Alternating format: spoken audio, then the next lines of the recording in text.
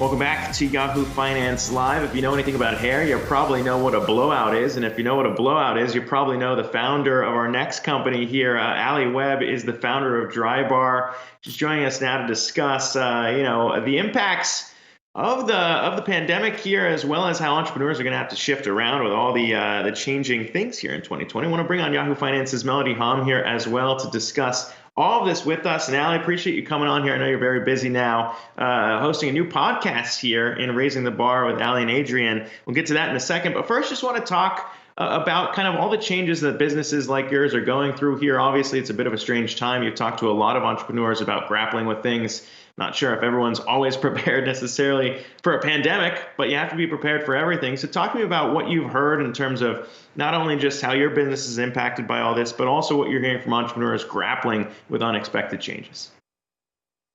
Yeah, I mean, it's just such an unprecedented time. And most of my friends are founders of businesses, and we are all, kind of in this same boat of trying to, I hate to use the word pivot because I know it's so overused this year, but really like pivot and figure out, more creative ways to keep things going, keep the lights on in their business. It really is, causing us all to have to dig deep and get more creative and, pull on levers of things that we hadn't been thinking about before. And yeah, I mean, there's just this, like, I feel like the sense in the founder community is like, just hang on.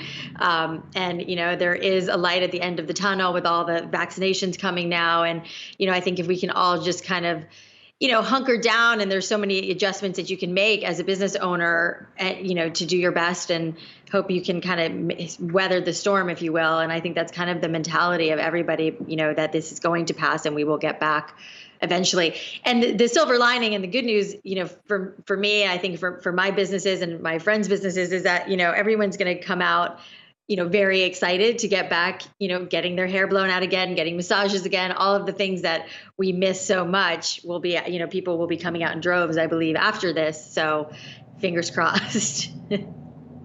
Yeah, Alli, I mean, you're so uniquely positioned in many ways because you did co-found Drybar, and then you're sort of alluding to Squeeze, your massage chain startup that you launched last year here in LA.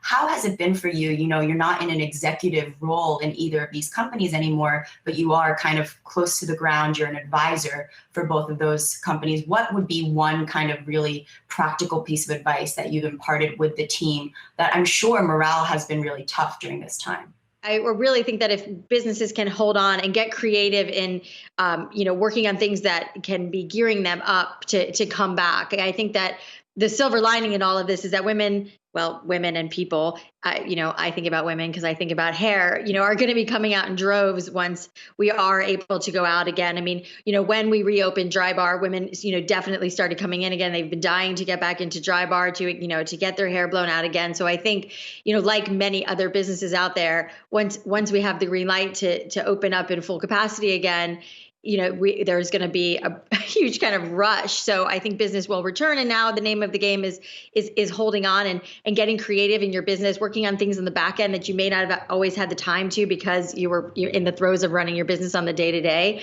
So, I think that there is a light at the end of the tunnel, which we're all starting to see now. And if we can just kind of hunker down, for the next few months and come back. I mean, I really strongly believe in, Drybar, women are just waiting and excited for it to come back. And, it's in our sights now. Yeah, and Alli, in many ways, you were well positioned to weather this storm, right? Because you had launched that DTC brand with a lot of those Drybar products that was available in Sephora, Ulta. So you were able to diversify sort of your revenue mix, perhaps way prior to the pandemic, right? Kind of pivoting to talk about podcasting. I know that's been a passion project of yours. You have a new season of Raising the Bar, the podcast with your boyfriend, your leadership coach, Adrian Kohler. Tell me about the strategy here. I know you've been enjoying it. You've interviewed folks like Mark Cuban. How big do you think that you want to make this endeavor? Do you imagine other sorts of media kind of branded under your name? Would love to get a kind of pulse check of how you're thinking about that strategy.